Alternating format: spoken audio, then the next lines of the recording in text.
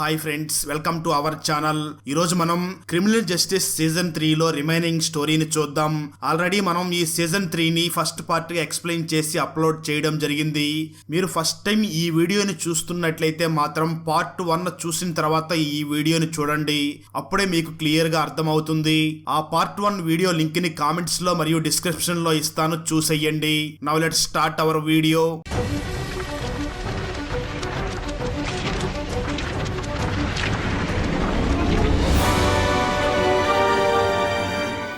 Video start చేసే ముందు చిన్న రిక్వెస్ట్ ఫ్రెండ్స్, మనం రీసెంట్ గానే మరో 2 కొత్త ఛానల్స్ ని కూడా క్రియేట్ చేసి వాటిలో కూడా ఎక్స్ప్లెనేషన్ వీడియోస్ ని అప్లోడ్ చేస్తున్నాం. ఆ ఛానల్స్ లింక్స్ ని ఈ వీడియో డిస్క్రిప్షన్ లో మరియు కామెంట్స్ లో ఇవ్వడం జరిగింది. సో వాటిని కూడా సబ్స్క్రైబ్ చేసి కొత్త వీడియోస్ ని ఎంజాయ్ చేయండి. ఇంకా వీడియోని స్టార్ట్ చేద్దాం. చనిపోయిన జారా మదర్ అవంతిక నాకు మోతీ మీద అనుమానంగా ఉంది అని చెప్పడంతో పోలీసులు మోతీని కూడా ఎంక్వైరీ చేయడం మొదలు పెడతారు. మోతీ కూడా పోలీసులకి ఇన్వెస్టిగేషన్ లో ముకుల్ లాగానే చాలా అబద్ధాలు చెప్తాడు, అసలు నిజాలే చెప్పడు. అలాగే మోతీ దగ్గర కూడా క్రైమ్ సీన్ దగ్గర దొరికిన యాసిడ్ డబ్బానే ఉంటుంది. అలాగే మోతీ రూమ్మేట్ పోలీసుల్ని చూసి ఆ రోజు అంటే హత్య జరిగిన రోజు పూర్తిగా డే అంతా మోతీ రూమ్ లో లేడని, అలాగే మోతీ జారా వెళ్లిన పార్టీకే వెళ్ళాడు అని చెప్తాడు. కానీ కొంత సమయానికి ఆ యాంగిల్ పూర్తిగా డెడ్ ఎండ్ అవుతుంది. ఎందుకంటే మోతీ దగ్గర దొరికిన యాసిడ్ డబ్బాలో ఉన్న యాసిడ్ క్రైమ్ సీన్ లో ఉన్న యాసిడ్ అంత స్ట్రాంగ్ కాదు అని తెలుస్తుంది. అలాగే మోతీ డైరెక్టర్ దగ్గర ఆ రోజు రాత్రంతా పనిచేశాడు అని తెలుస్తుంది. ఆ రోజు డైరెక్టర్ తన భార్య దగ్గర కాకుండా వేరే అమ్మాయితో ఉంటాడు. అందువల్ల మోతీ యాంగిల్ పూర్తిగా అక్కడతో డెడ్ ఎండ్ అవుతుంది. మరో పక్క ముకుల్ కి అడల్ట్ ట్రయల్ జరగాలి అని కొంతమంది మాట్లాడుతూ ఉంటారు. కానీ దీనికంటే ముందుగా ముకుల్ కి ఫిజికల్ టెస్ట్ మరియు మెంటల్ టెస్ట్ కూడా చేయాల్సి ఉంటుంది. ఎందుకంటే ముకుల్ ఒక అడల్ట్ లాగా డిసిషన్ తీసుకోగలడా లేదా చెక్ చేయడం కోసం ఆ టెస్ట్లు చేయాల్సి ఉంటుంది. అందువల్ల ఆ టెస్ట్ ని ఈజీగా పూర్తి చేయడానికి ముకుల్ దొంగతనంగా వార్డెన్ రూమ్ లోకి వెళ్లి నెట్ లో సేమ్ ఈ టాపిక్ గురించి రీసెర్చ్ చేసి సైకాలజిస్ట్ ముకుల్ ని టెస్ట్ చేస్తున్నప్పుడు ముకుల్ ఆమె ముందు సగం నిజం సగం అబద్ధం చెప్తాడు. ముకుల్ కావాలనే సైకాలజిస్ట్ దగ్గర ఇన్నోసెంట్ గా సగం అబద్ధం సగం నిజం అలా తడబడుతూ చెప్తాడు. ఎందుకంటే అలా చేసి తను ఒక మైనర్ అని ప్రూవ్ చేసుకుని శిక్ష నుంచి తప్పించుకోవడం కోసమే అలా చేస్తాడు. కోర్టులో ఆ సైకాలజిస్ట్ బోన్ డెన్సిటీలో ముకుల్ ఒక అడల్ట్ అని రుజువు చేస్తుంది. కానీ ముకుల్ తన మైండ్ విషయంలో ఇంకా మైనర్ అని చెప్తుంది. ఇంకా డ్రగ్స్ మందు గురించి కన్ఫెస్ చెయ్యాలి అని కోర్టులో చెప్తుంది. జడ్జి కూడా అతన్ని మైనర్ అని డిక్లేర్ చేస్తూ ఉండగా సరిగ్గా అదే సమయంలో జైలు వార్డెన్ ముకుల్ ఆన్లైన్ లో సెర్చ్ చేసినటువంటి ఆ హిస్టరీ లిస్ట్ తీసుకుని వచ్చి కోర్టుకి ఇస్తాడు. ఇదంతా ముకుల్ ఆ సైకాలజిస్ట్ ని బురుడి కొట్టించడం కోసమే చేశాడు అని ఆ జైలు వార్డెన్ జడ్జికి చెప్తాడు. అదంతా విన్న జడ్జి వెంటనే ముకుల్ పూర్తిగా అడల్ట్ అని డిక్లేర్ చేసి ముకుల్ తన మైండ్ ని ఏం చేయడానికైనా యూస్ చేసుకుంటాడు అని అతని ట్రయల్ కూడా అడల్ట్ లాగా జరగాలి అని కోర్టు తీర్పిస్తుంది. అందువల్ల ఈ కేసుని మాధవ్ మిశ్రా గెలవాలి అంటే ముకుల్ మాధవ్ మిశ్రాకి పూర్తిగా నిజం చెప్పాల్సి ఉంటుంది. అందుకే మాధవ్ మిశ్రా కూడా ముకుల్ని చూసి ఇంకోసారి నువ్వు జరిగింది చెప్పకుండా అబద్ధం చెప్పావంటే నేను ఈ కేసుని వదిలేసి వెళ్ళిపోతా అని తనని బెదిరిస్తాడు. దాంతో ముకుల్ లాయర్ మాధవ్ను చూసి నేను ఆ పార్టీకి ఎంజాయ్ చేయడం కోసం వెళ్ళలేదు, కేవలం ఆ డ్రగ్స్ ని అమ్మడం కోసమే వెళ్ళాను అని అంటాడు. అంటే ఇంతకు ముందు ముకుల్ పోలీసులకి నిజమే చెప్పి ఉంటాడు, కానీ ఈ ఒక్క విషయం మాత్రం చెప్పి ఉండడు. నిజానికి ముకుల్ పార్టీకి వెళ్ళడానికంటే ముందు ఏటీఎం దగ్గరికి వెళ్తాడు. ఎందుకంటే ఆ డ్రగ్స్ ని కొనుక్కునే అబ్బాయి ఏటీఎం దగ్గర ఉంటారు. ముకుల్కి ఆ అబ్బాయిలు కేవలం 20,000 రూపాయలు మాత్రమే ముందిచ్చి మిగిలిన డబ్బుల్ని మేము డ్రగ్స్ ని అమ్మిన తర్వాత ఇస్తామని చెప్తారు. అందుకే ఆ డ్రగ్స్ ని అమ్మడానికే వాళ్ళు పార్టీకి వెళ్తారు. అక్కడే ముకుల్ జారాని చూస్తాడు. ముకుల్ చెప్పిన విషయంలో ఒక్క విషయం మాత్రమే యూజ్ అవుతుంది. అదేమిటి అంటే ముకుల్ ఏటీఎం దగ్గరికి వెళ్ళాను అని చెప్పడం. నిజంగా అతను ఏటీఎం దగ్గరికి వెళ్ళి ఉంటే అక్కడ ఉన్న ఏటీఎం దగ్గర ఉన్న సీసీటీవీ ఫుటేజ్ లో ముకుల్ రికార్డ్ అయి ఉంటాడు అని లాయర్ మాధవ్ అనుకుంటాడు. ఆ తర్వాత లాయర్ మాధవ్ ముకుల్ని చూసి నువ్వు నీ క్లాస్మేట్ ని ఎందుకు కంటి మీద కొట్టి తనకు కన్ను పోయేలాగా చేశావు, దీనికి ఈ కేసుకి సంబంధం లేదు, కానీ ఆపోజిట్ లాయర్ అడిగే ప్రతి క్వశ్చన్ కి మనం క్లియర్ గా ఆన్సర్ ఇవ్వాలి అని ఆ లాయర్ మాధవ్ ముకుల్ గురించి ఇన్ఫర్మేషన్ మొత్తం తెలుసుకుంటూ ఉంటాడు. మరోపక్క ఆపోజిట్ లాయర్ అయినటువంటి లేఖ కూడా ప్రతి చిన్న విషయాన్ని కనుక్కుంటూ ప్రతి క్లూని సేకరిస్తూ ఫస్ట్ ట్రయల్ లోనే వాళ్ళని ఓడించాలి అని చాలా ట్రై చేస్తూ ఉంటుంది. అలా ఇద్దరు లాయర్స్ కూడా తమ సాక్ష్యాలని తీసుకుని డిస్ట్రిక్ట్ కోర్టుకి వెళ్తారు. ఎందుకంటే అసలైన యుద్ధం అక్కడే జరగబోతుంది. కోర్టులోకి వెళ్ళగానే లేక ముకుల్ని తన ఇంట్రడక్షన్ స్పీచ్ తోనే ఒక ఆట ఆడుకుంటుంది. ఒక సెలబ్రిటీ అయిన అమ్మాయికే తన ఇంట్లో మరియు సమాజంలో రక్షణ లేకపోతే ఒక మామూలు అమ్మాయి పరిస్థితి ఏమవుతుంది? జారాని ఒక్కసారిగా చంపలేదు, తను మత్తు మొత్తం దిగే వరకు తనని టార్చర్ చేసి తర్వాత చంపాడు. అందువల్ల ఇతనికి కూడా ఎంత పెద్ద శిక్ష వీలైతే అంత పెద్ద శిక్షని విధించండి అని కోర్టులోని వారిని కోరుకుంటున్నాను అని లేక చెప్తుంది. లేక తన మాటలతోనే కాకుండా లేక దగ్గర ప్రతి దానికి తగిన సాక్ష్యాలు కూడా ఉంటాయి. ఆ సాక్ష్యాలతో కోర్టుని జారాని ముకులే మర్డర్ చేశాడు అని నమ్మించడానికి ట్రై చేస్తుంది. అన్నిటికంటే పెద్ద సాక్ష్యం ఏమిటి అంటే ఆ రోజు రాత్రి ముకుల్ జారాని ఎలా ఈడ్చుకుని తన కారు దగ్గరికి వెళ్ళాడో అది మొత్తం సీసీటీవీ ఫుటేజ్ లో రికార్డ్ అయి ఉంటుంది. అలాగే క్రైమ్ సీన్ లో దొరికిన సామాన్ల మీద కూడా ముకుల్ ఫింగర్ ప్రింట్స్ ఉండడంతో ముకులే మర్డర్ చేశాడు అని అందరికీ అనిపిస్తుంది. అలాగే ముకుల్ దగ్గర ఉన్న డ్రగ్స్ జారా బాడీలో కూడా ఉండడంతో ఈ కేసులో అన్నిటికంటే పెద్ద సాక్ష్యంగా అది తయారవుతుంది. ఈ సాక్ష్యాలన్నిటి వల్ల ఒక సింపుల్ స్టోరీనే తయారవుతుంది. అంటే ముకుల్ జారా మీద ఉన్న ద్వేషం కోపంతో జారాని చంపడానికి ట్రై చేశాడు. జారాకి మత్తిచ్చి ఆ ప్లేస్ కి తీసుకుని వెళ్లి ఆమె మీద యాసిడ్ పోసి జారాని చంపాడు అనే స్టోరీ ఆపోజిట్ లాయర్ దగ్గర ఉన్న సాక్ష్యాల వల్ల పుడుతుంది. ఆ తర్వాత లాయర్ మాధవ్ మిశ్రా వాదిస్తూ ఈ మర్డర్ లో ముకుల్ని అనుమానిస్తూ అతన్ని అరెస్ట్ చేశారు. ఇలా ఎందుకు జరిగింది అంటే ముకుల్ తన ఫస్ట్ స్టేట్మెంట్ లో అబద్ధం చెప్పాడు. ఆ స్టేట్మెంట్ పూర్తిగా అబద్ధం కాదు. ముకుల్ నిజంగానే ఆ రోజు ఇంటికి ఒంటరిగా తిరిగి వచ్చాడు. జారా పార్టీలో మత్తులో ఉంది, వాళ్ళ పేరెంట్స్ తిడతారనే ఉద్దేశంతోనే ముకుల్ అబద్ధం చెప్పాడు. ఆ తర్వాత జారా నిజంగానే ఇంటికి తిరిగి రాలేదు అని ముకుల్కి నిజం తెలిసినప్పుడు జరిగిన నిజమంతా పోలీసులతో చెప్పాడు అని మాధవ్ మిశ్రా వాదిస్తాడు. ఆ తర్వాత ఫోరెన్సిక్ డాక్టర్ ని కోర్టులోకి హాజరుపరుస్తారు.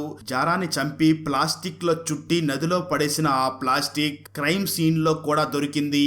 దాని మీద ముకుల్ ఫింగర్ ప్రింట్స్ కూడా ఉన్నాయి అని ఆ ఫోరెన్సిక్ డాక్టర్ చెప్తాడు. ఆ తర్వాత lawyer Madhav Mishra forensic doctor ని చూసి మీకు దొరికిన ఫింగర్ ప్రింట్స్ క్లియర్ వా లేదా పార్షియల్ గా దొరికాయని అడుగుతాడు. అప్పుడు ఆ డాక్టర్ మాకు క్లియర్ గా దొరకలేదు, పార్షియల్ ఫింగర్ ప్రింట్స్ మాత్రమే దొరికాయి అని అంటాడు.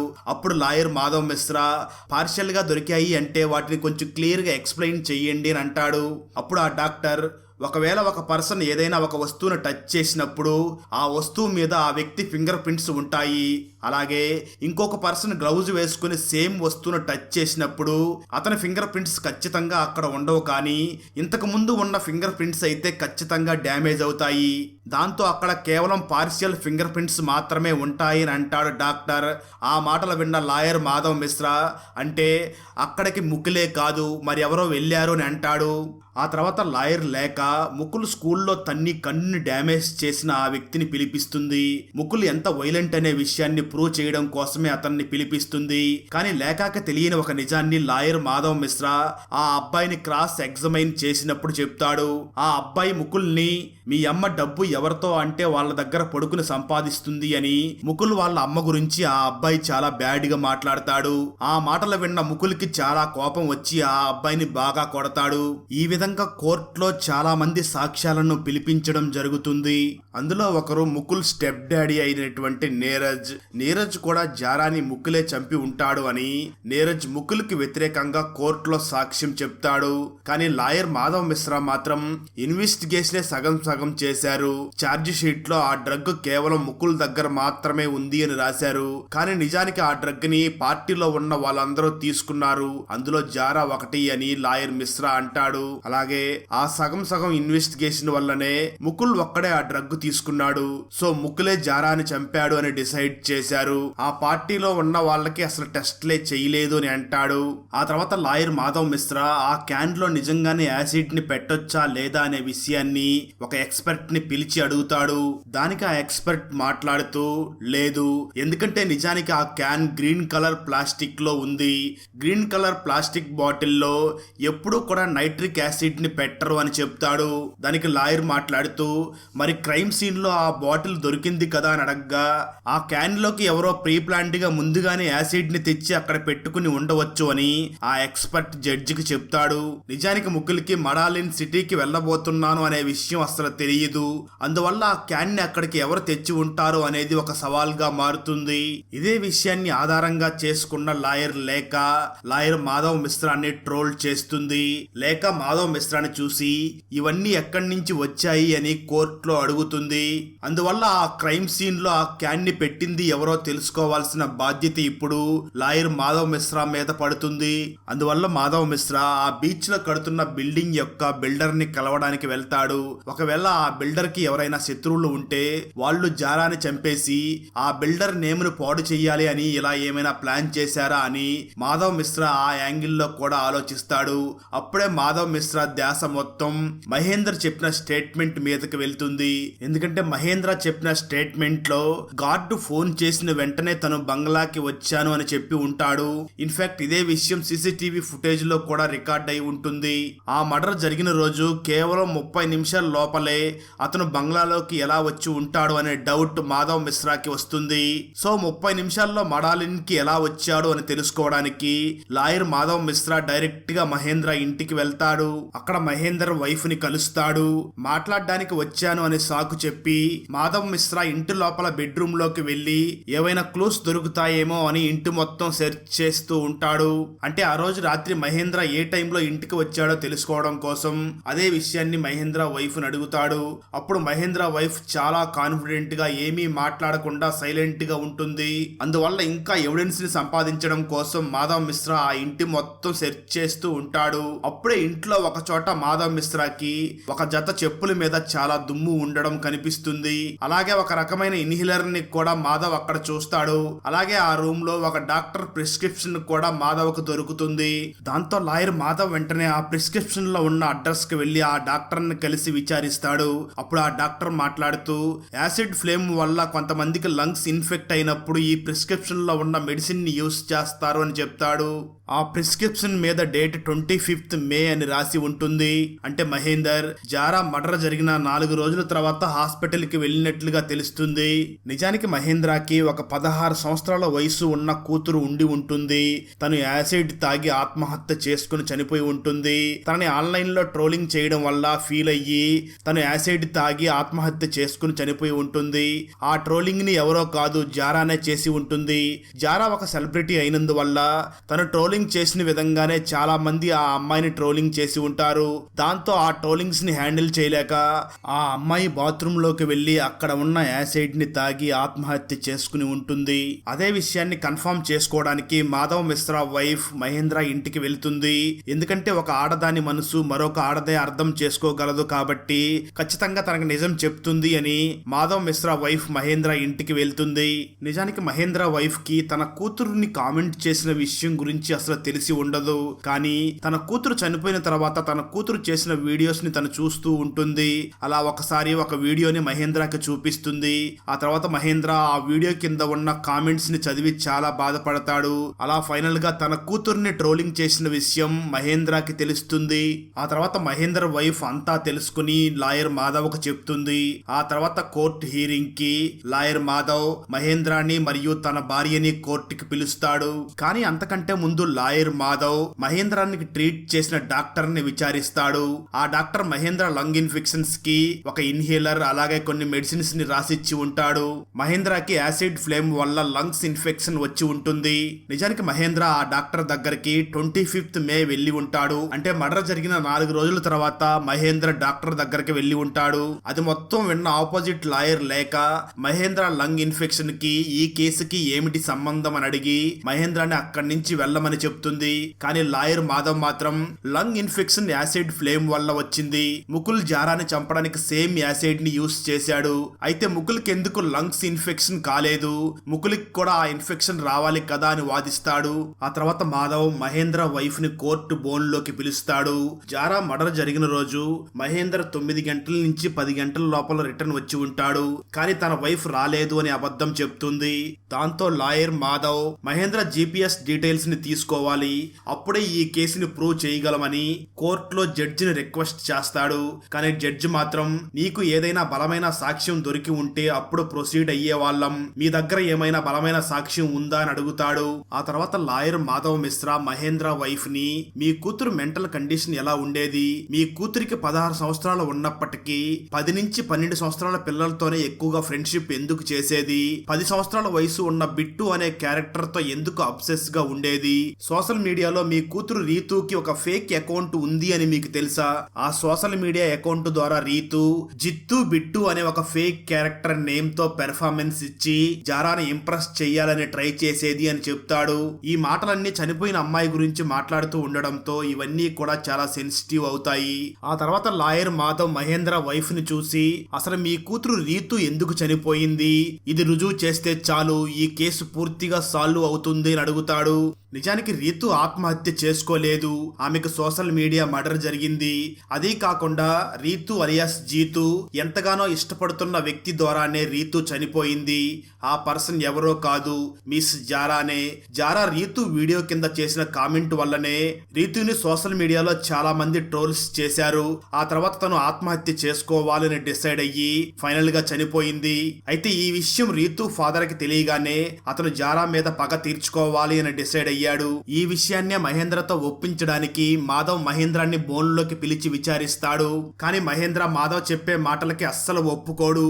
అందువల్ల జడ్జి మరియు లాయర్ లేక ఇద్దరు మాధవ్ మిశ్రా మీద విరుచుకుపడి కోర్టు టైం వేస్ట్ చేయకుండా అసలైన విషయానికి రమ్మని చెప్తారు. అందువల్ల లాయర్ మాధవ్ తర్వాత రీతు ఫ్రెండ్ ఫోటోని చూపించి మహేంద్రాని ఈ అమ్మాయి గురించి చెప్పు అని అడుగుతాడు. ఇక్కడే మహేంద్ర ఇరుక్కుపోతాడు. ఎందుకంటే మహేంద్ర ఇప్పటి వరకు నేను ఏ సోషల్ మీడియా అకౌంట్ ని కానీ ఏ వీడియోని కానీ చూడలేదు అని చెప్పి ఉంటాడు. కానీ ఎప్పుడైతే లాయర్ మాధవ్ మహేంద్రాని రీతు ఫ్రెండ్ గురించి చెప్పమని చెప్పాడో మహేంద్ర వెంటనే ఆ అమ్మాయి ప్రొఫైల్ నేమ్ ఏంజల్ అనే విషయాన్ని చెప్తాడు. దాంతో లాయర్ మాధవ్ నువ్వు ఇప్పటి వరకు ఏ అకౌంట్ ని కానీ వీడియోని కానీ చూడలేదు అని చెప్పావు, మరి ఈ అమ్మాయి ప్రొఫైల్ నేమ్ నీకెలా తెలిసింది అని అడుగుతాడు. దాంతో ఫైనల్ గా మహేంద్ర విసిగిపోయి అవును జారాని చంపింది నేనే పక్కా ప్లానింగ్ చేసి నా కూతురు చనిపోవడానికి కారణమైన జారాని చంపాను అని అంటాడు. నిజానికి మహేంద్రనే ఆ షూట్ ని జారాతోనే చెయ్యాలి అని తన బాస్ ని ఒప్పించి మడాలెన్ కి జారాని రప్పిస్తాడు. అతనే జారాని దగ్గరలో ఉన్న బంగ్లాలో ఉండడానికి ఏర్పాట్లన్నీ చేసి ఉంటాడు. ఎందుకంటే అప్పుడే జారాని ఈజీగా కిడ్నాప్ చేయవచ్చు అని అలా ప్లాన్ చేసి ఉంటాడు. ఆ తర్వాత తన కూతురికి ఎలా జరిగిందో జారా కూడా అదే చెయ్యాలి అనుకుని సరైన సమయం కోసం వెయిట్ చేస్తూ ఉంటాడు. అయితే ఆ రోజు రాత్రి ముకుల్ మరియు జారా ఇద్దరు బయటికి వెళ్లడాన్ని చూస్తాడు మహేంద్ర. అందువల్ల వాళ్ళు ఇంటికి తిరిగి వచ్చే వరకు అక్కడే వెయిట్ చేస్తూ ఉంటాడు. కానీ ఇంటికి రాకుండా వాళ్ళు బీచ్ వైపుగా వెళ్లడంతో అదే సమయంలో ముకుల్ కూడా జారాని అక్కడే వదిలేసి ఇంటికి వెళ్లిపోతాడు. అప్పుడు మహేంద్ర ఆ టైం ని తనకు అనుకూలంగా చేసుకుని జారాని స్పృహ కోల్పోయేలాగా చేసి ఆ కన్స్ట్రక్షన్ జరుగుతున్న హౌస్ లోకి తీసుకుని వెళ్లి మహేంద్రనే జారాన్ని టార్చర్ చేసి చంపేసి ఉంటాడు. అలా జరిగింది మొత్తం చెప్పిన మహేంద్ర తన నేరాన్ని ఒప్పుకుంటాడు. అక్కడతో ఈ వెబ్ సిరీస్ అయిపోతుంది. అన్నట్టు మీరు డిపార్ట్మెంట్ క్యూ సిరీస్ లో వచ్చిన మూవీస్ ని చూసారా? ఆ మూవీస్ ను కూడా మనం ఆల్రెడీ ఎక్స్ప్లెనేషన్ చేసి మన ఛానల్లో అప్లోడ్ చేయడం జరిగింది. ఒకవేళ మీరు చూడకపోతే మాత్రం వెంటనే ఆ మూవీని చూసేయండి. ఎందుకంటే ఆ డిపార్ట్మెంట్ క్యూ సిరీస్ లో వచ్చిన మూవీస్ అన్ని కూడా ఖతర్నాక్ గా ఉంటాయి. ఆ సిరీస్ లో వచ్చిన మూవీస్ ఎక్స్ప్లెనేషన్ లింక్ ని కింద కామెంట్స్ లో మరియు డిస్క్రిప్షన్ లో ఇస్తాను, చూసేయండి. ఫ్రెండ్స్, వీడియో నచ్చినట్లయితే లైక్ చేసి ఒక చిన్న కామెంట్ చేస్తే మాకు నెక్స్ట్ వీడియో చేయడానికి ఎంకరేజింగ్ గా ఉంటుంది. అలాగే ఛానల్ ని సబ్స్క్రైబ్ చేసి పక్కనే ఉన్న బెల్ ఐకాన్ ని క్లిక్ చేసి సపోర్ట్ చేయండి. Thanks for watching. జై హింద్.